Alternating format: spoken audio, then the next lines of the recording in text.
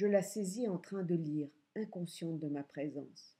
J'eus l'impression que mon œil, tel l'objectif impartial d'un appareil photo, enregistrait l'image d'une grand-mère que je ne reconnaissais pas. Je cite, ouvrez les guillemets, moi, pour qui ma grand-mère c'était encore moi-même, moi qui ne l'avais vue que dans mon âme, toujours à la même place du passé, à travers la transparence des souvenirs contigus et superposés, tout d'un coup, dans notre salon qui faisait partie d'un monde nouveau, celui du temps, celui où vivent les étrangers dont on dit il vieillit bien, pour la première fois et seulement pour un instant, car elle disparut bien vite, j'aperçus sur le canapé, sous la lampe, rouge, lourde et vulgaire, malade, rêvassant, promenant au-dessus d'un livre des yeux un peu fous, une vieille femme accablée que je ne connaissais pas. Fin de citation. Madame de Guermantes, malgré l'intervention certaine de Saint-Loup, ne m'invita pas à voir ses elstires. Jupien, lui aussi, était froid avec moi. D'après ma mère et Françoise, c'était dans sa nature d'avoir des sautes d'humeur. On arrivait à la fin de l'hiver et je pensais déjà à la Semaine sainte illuminée dans mon imagination d'une lumière italienne qui venait du temps où je croyais que je passerais cette saison à Florence. Il faisait plus doux et mes parents me poussaient à continuer mes balades matinales. Madame de Guermantes, je le sentais, eût préféré la rencontre de quiconque plus que la mienne. Je me sentais coupable, je tremblais, ou je fixais son regard sans la saluer. J'en devenais insolent. Ses robes, toujours élégantes, étaient plus légères. Je la regardais toujours et me disais, après avoir un instant m'être senti coupable de lui imposer ma vue, la rue est à tout le monde. La vie mystérieuse de la duchesse côtoyait la foule de la rue, de la même façon qu'on peut voir gratuitement des chefs-d'œuvre au musée. Je ne dormais pas la nuit, et j'essayais de m'assoupir après ma sortie matinale. Je somnolais alors et faisais fréquemment le rêve d'une ville gothique entourée d'une mer comme un vitrail. La nature y avait appris l'art, et atteindre cette cité signifiait pour moi atteindre l'impossible et remonter le temps. Saint-Loup, de passage à Paris, vint me voir. Il m'assura que sa tante Oriane ne me valait pas et était prêt à me présenter une autre cousine bien plus intelligente, quelqu'un de gentil, de très bien. Françoise était toujours sortie quand j'avais besoin d'elle, chez son frère, chez sa nièce ou sa propre fille, nouvellement parisienne. Tout ça m'irritait injustement. Il refaisait froid, mais j'étais indifférent aux récriminations de notre servante qui s'en plaignait, déjà chauffée mentalement par le soleil d'Italie qui revenait avec les cloches de Rome. Mon père, qui avait entendu dire que Norpois fréquentait Madame de Villeparisis, me poussa à me présenter au salon de cette femme qu'il trouvait supérieure et où je pourrais me faire des relations. Norpois, lui, avait dit également du bien du duc de Guermantes, qui connaissait une foule de choses, était homme de goût, mais fier de son nom. Il acceptait aussi que je suive ma vocation d'écrivain et non la carrière qu'il aurait préférée pour moi. En fait, je n'arrivais pas à me mettre à écrire. Ouvrez les guillemets. Je n'étais que l'instrument d'habitude de ne pas travailler, de ne pas me coucher, de ne pas dormir, qui devait se réaliser coûte que coûte. Si je ne leur résistais pas, si je me contentais du prétexte qu'elles tiraient de la première circonstance venue que leur offrait ce jour-là pour les laisser agir à leur guise, je m'en tirais sans trop de dommages. Je reposais quelques heures tout de même à la fin de la nuit, je lisais un peu, je ne faisais pas trop d'excès. Mais si je voulais les contrarier, si je prétendais entrer tôt dans mon lit, ne boire que de l'eau, travailler, elles s'irritaient, elles avaient recours aux grands moyens. Elles me rendaient tout à fait malade. J'étais obligée de doubler la dose d'alcool, je ne me mettais pas au lit de 2 jours, je ne pouvais même plus lire. Et je me promettais une autre fois d'être plus raisonnable, c'est-à-dire moins sage, comme une victime qui se laisse voler de peur, si elle résiste, d'être assassinée. Fermez les guillemets. Mon père se mit à écouter avec plus d'attention le duc, qui lui dit être le neveu de madame de Villeparisis, prononcé Villeparisis. et que, extrêmement intelligente, elle tenait un bureau d'esprit. Ma mère, qui s'était faite une idée de la marquise par sa mère, en eut une opinion bonifiée et ma grand-mère, un peu souffrante, ne s'opposa pas finalement à ce que je rendisse visite à son amie. Par cette visite, mon père espérait aussi s'assurer la voix de l'ambassadeur pour son élection à l'Institut. Il avait la conviction que Norpois, très serviable et toujours attentionné à son égard, et qui pouvait entraîner 2 tiers des voix, l'aiderait, quoique des rumeurs eussent semé d'un doute de dernière heure. Mon père, par ailleurs, rencontra madame Sazera, qu'il n'aimait pourtant pas, très froide. Ce comportement, d'abord surprenant, était dû au fait que madame Sazera était dreyfusarde, contrairement à mon père.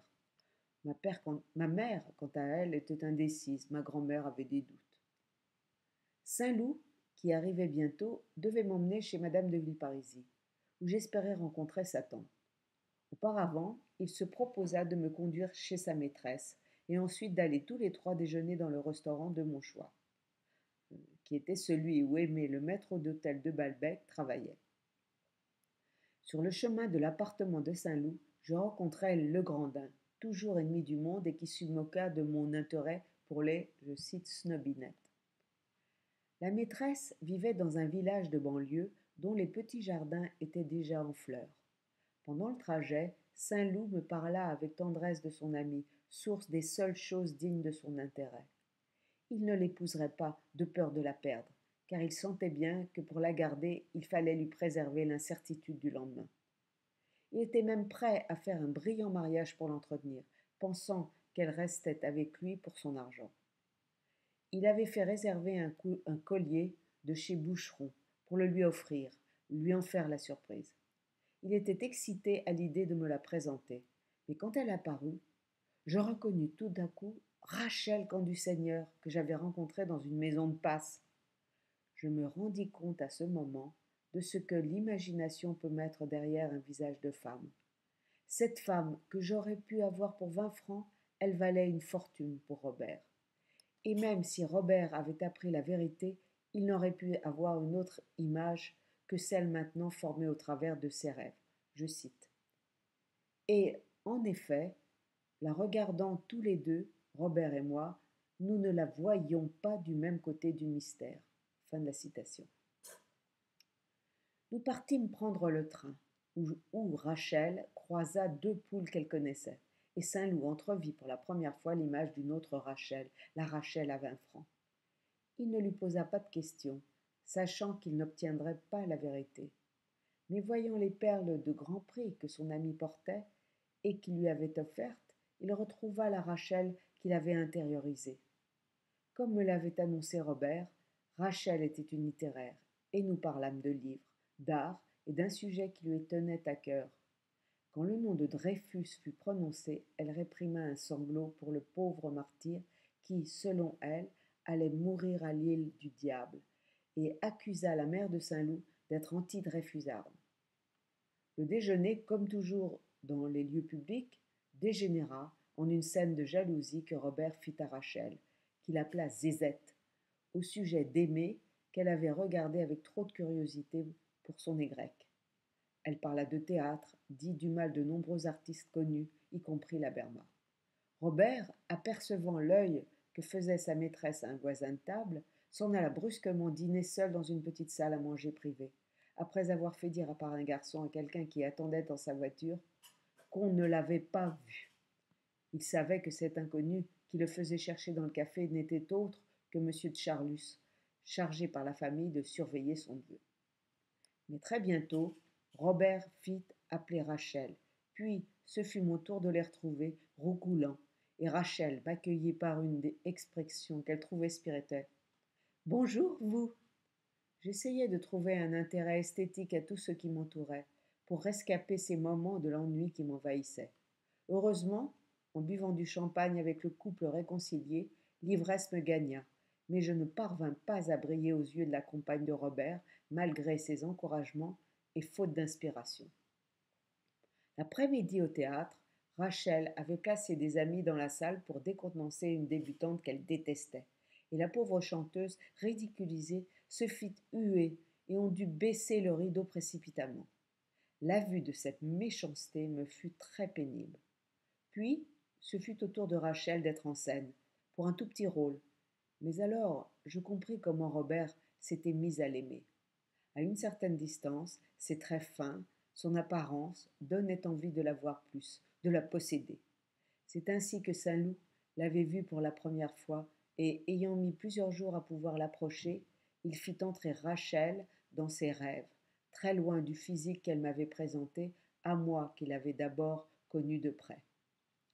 J'eus l'opportunité de confier à Robert que j'avais tenté de lui dire au revoir à Doncières. Il le savait, et m'avoir reconnu, expliquant son salut impersonnel qui m'avait intrigué par le retard qui l'avait empêché de s'arrêter. Il avait donc pu feindre, et je me rendis compte qu'à côté de son visage qui montrait toutes ses émotions, coexistait le poids d'une éducation qui lui avait enseigné la dissimulation. Il pouvait jouer pour moi l'ami cher comme un frère ou un simple inconnu. Sur le plateau, Robert crut déceler l'intérêt que Rachel portait à un danseur, et une scène s'ensuivit, où il menaça de ne pas lui donner le collier de boucheron et de la quitter définitivement. Quelques journalistes, entendant des éclats de voix, s'approchèrent, et Robert, après qu'il eut signalé sans s'énerver à l'un d'eux que la fumée du cigare me gênait, et que celui-ci eut rétorqué qu'on ne sort pas quand on est malade, lui envoya une gifle aussi magistrale qu'inattendue. Ni le journaliste souffleté, ni ses camarades ne bronchèrent. Une fois dehors, je vis Robert, de loin, se battre avec l'un des hommes d'un groupe de 7 ou 8. Je crus à une suite de l'incident à la gifle, quand c'était en fait une raclée qu'il venait d'administrer à un promeneur qui lui avait fait des propositions. J'arrivai le premier chez madame de Villeparisis, où Robert devait me rejoindre. Elle vivait dans une société différente de celle des Guermantes, moins mondaine. Je compris en un instant comment, à Balbec, elle était si bien renseignée sur les déplacements de mon père avec M. Norpois. Elle avait avec celui-ci une liaison depuis de plus de 20 ans. Elle avait vécu une jeunesse en province que d'aucuns traitaient de scandaleuse, mais si maintenant elle n'était plus au centre de la vie du monde, c'était plutôt à cause de son intelligence plus proche de celle d'un écrivain honnête que de celle d'une femme du monde. Elle avait peut-être été bas-bleue dans son jeune temps, blessant probablement par des boutades des gens moins instruits qu'elle et qui ne le lui pardonnaient pas.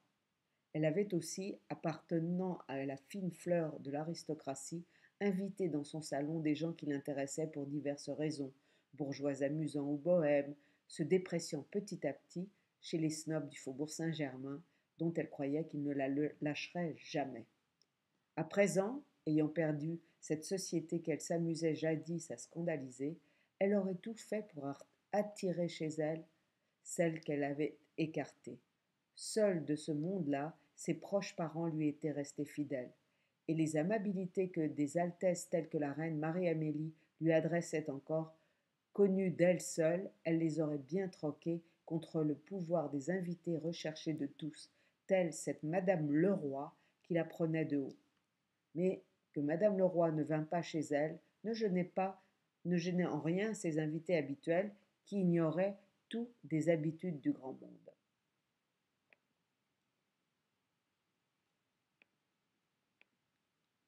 À ma première visite, je trouvai la marquise dans son très beau salon orné de portraits de famille et de fauteuils en tapisserie de Beauvais. Coiffée d'un bonnet de dentelle noire à l'ancienne, elle était en train de peindre à l'aquarelle des fleurs qui couvraient son petit bureau. Il y avait un archiviste qui passait du temps à l'aider à classer des documents pour les mémoires qu'elle était en train d'écrire, un historien intimidé et mon camarade Bloch, devenu auteur dramatique et pas encore touché par les vagues soulevées par l'affaire Dreyfus contre les Juifs, affaire dont madame de Villeparisis ne s'était pas encore souciée. Bloch, malgré son habit moderne, rappelait un scribe assyrien, d'un exotisme oriental. Madame de Villeparisis discutait avec lui des habitudes de l'aristocratie de sa jeunesse, des protocoles, sous le regard attendri de l'archiviste et les interventions à peine audibles de l'historien épuisé par ses nuits d'insomniaque. Elle raconta comment son neveu Bazin de Guermantes lui fit un jour la blague de prétendre que la reine de Suède voulait la voir,